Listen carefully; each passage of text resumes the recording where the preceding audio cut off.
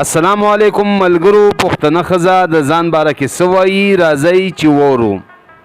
زه پښتنه یم، حیا خوښوم، په سر صادر د خدای رضا خوښوم، د پلار پټکې د رور غیرت ساتمه، په مرګ خوشحال خپل عزت ساتمه.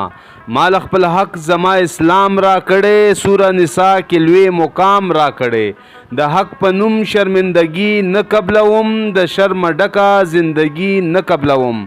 شمه جنت چې کله مور شمه زه، د خپل خاوند د سترګو تور شمه زه. په خپل بابا د ځانه ګرانه یمه، درنه پرور باندې بېشانه یمه. دا عزت ډیر د ازادي نه غواړم، د خپل لاس بربادي نه غواړم.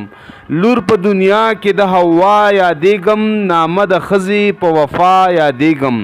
د الله مرضي خپله مرضي ګڼمه، سوا د دې نه بېعزتي ګڼمه.